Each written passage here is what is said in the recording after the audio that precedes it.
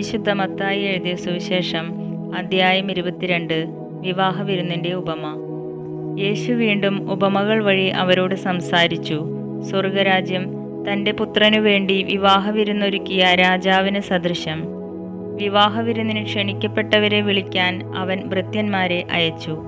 എന്നാൽ വരാൻ അവർ വിസമ്മതിച്ചു. വീണ്ടും അവൻ വേറെ ഭൃത്യന്മാരെ അയച്ചുകൊണ്ട് പറഞ്ഞു, ഇതാ വിരുന്ന് സജ്ജമായിരിക്കുന്നു. എൻ്റെ കാളകളെയും കൊഴുത്ത മൃഗങ്ങളെയും കൊന്ന് എല്ലാം തയ്യാറാക്കി കഴിഞ്ഞു. വിവാഹ വിരുന്നിന് വരിക എന്ന് ക്ഷണിക്കപ്പെട്ടവരോട് ചെന്നു പറയുവിൻ. എന്നാൽ ക്ഷണിക്കപ്പെട്ടവർ അത് വകവയ്ക്കാതെ ഒരുവൻ വയലിലേക്കും വേറൊരുവൻ വ്യാപാരത്തിനും പോയിക്കളഞ്ഞു.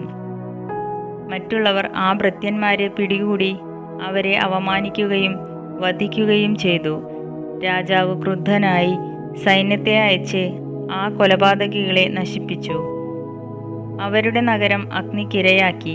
അനന്തരം അവൻ ഭൃത്യന്മാരോട് പറഞ്ഞു, വിവാഹ വിരുന്ന് തയ്യാറാക്കിയിരിക്കുന്നു, എന്നാൽ ക്ഷണിക്കപ്പെട്ടവർ അയോഗ്യരായിരുന്നു.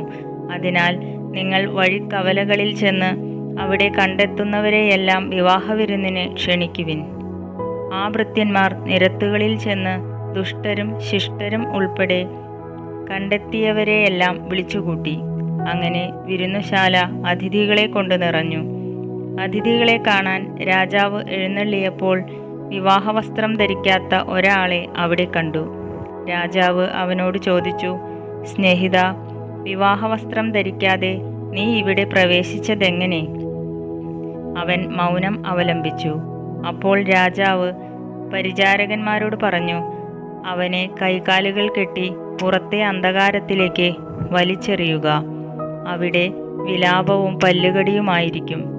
എന്തെന്നാൽ വിളിക്കപ്പെട്ടവർ വളരെ, തിരഞ്ഞെടുക്കപ്പെട്ടവരോ ചുരുക്കം. സീസറിന് നികുതി. അപ്പോൾ ഫരിസേയർ പോയി യേശുവിന് എങ്ങനെ വാക്കിൽ കൊടുക്കാം എന്ന് ആലോചന നടത്തി. അവർ തങ്ങളുടെ അനുയായികളെ ഹെറോദേസ് പക്ഷക്കാരോടൊത്ത് അവൻ്റെ അടുത്ത് അയച്ച് ചോദിച്ചു, ഗുരു, നീ സത്യവാനാണെന്നും ആരുടെയും മുഖം നോക്കാതെ നിർഭയനായി ദൈവത്തിൻ്റെ വഴി സത്യമായി പഠിപ്പിക്കുന്നുവെന്നും ഞങ്ങൾ അറിയുന്നു. അതുകൊണ്ട് ഞങ്ങളോട് പറയുക, നിനക്ക് എന്തു തോന്നുന്നു? സീസറിന് നികുതി കൊടുക്കുന്നത് നിയമാനുസൃതമാണോ അല്ലയോ?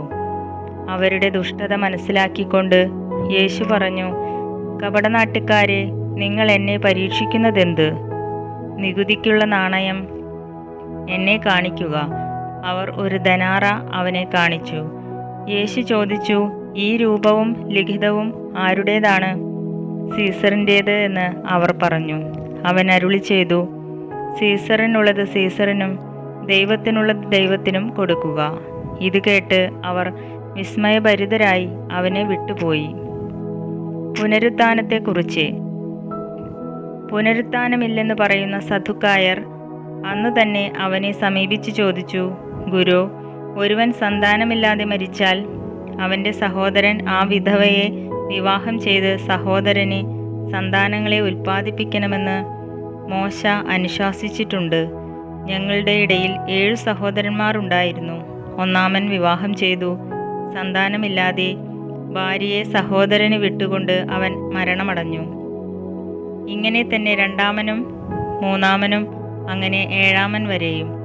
അവസാനം ആ സ്ത്രീയും മരിച്ചു. അതിനാൽ പുനരുത്ഥാനത്തിൽ അവൾ ഈ 7 പേരിൽ ആരുടെ ഭാര്യയായിരിക്കും?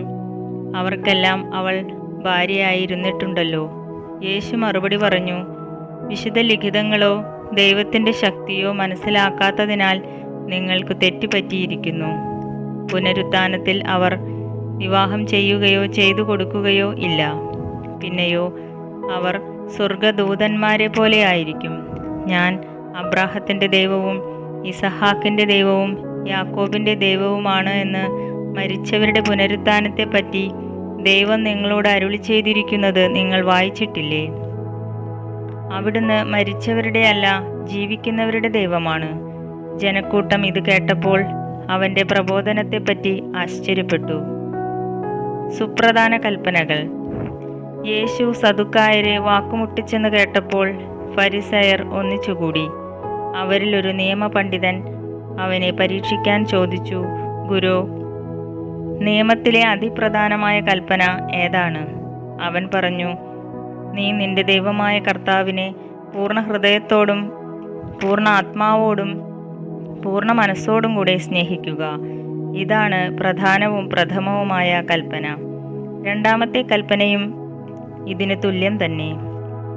അതായത്, നിന്നെപ്പോലെ നിന്റെ അയൽക്കാരനെയും സ്നേഹിക്കുക. ഈ രണ്ട് കൽപ്പനകളിൽ സമസ്ത നിയമവും പ്രവാചകന്മാരും അധിഷ്ഠിതമായിരിക്കുന്നു. ക്രിസ്തു ദാവീദിന്റെ പുത്രൻ. ഫരിസയർ ഒരുമിച്ച് കൂടിയപ്പോൾ യേശു അവരോട് ചോദിച്ചു, നിങ്ങൾ ക്രിസ്തുവിനെ പറ്റി എന്ത് വിചാരിക്കുന്നു? അവൻ ആരുടെ പുത്രനാണ്? ദാവീദിന്റെ എന്ന് അവർ പറഞ്ഞു.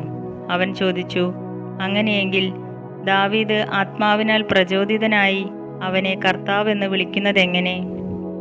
അവൻ പറയുന്നു, കർത്താവ് എൻ്റെ കർത്താവിനോട് അരുളി ചെയ്തു, ഞാൻ നിന്റെ ശത്രുക്കളെ നിന്റെ പാദങ്ങൾക്ക് കീഴിലാക്കുവോളം നീ എൻ്റെ വലത്തുഭാഗത്ത് ഉപവിഷ്ടനാകുക. ദാവീദ് അവനെ കർത്താവേ എന്ന് വിളിക്കുന്നുവെങ്കിൽ അവൻ അവൻ്റെ പുത്രനാകുന്നതെങ്ങനെ? അവനോട് ഉത്തരമായി ഒരു വാക്കുപോലും പറയാൻ ആർക്കും കഴിഞ്ഞില്ല.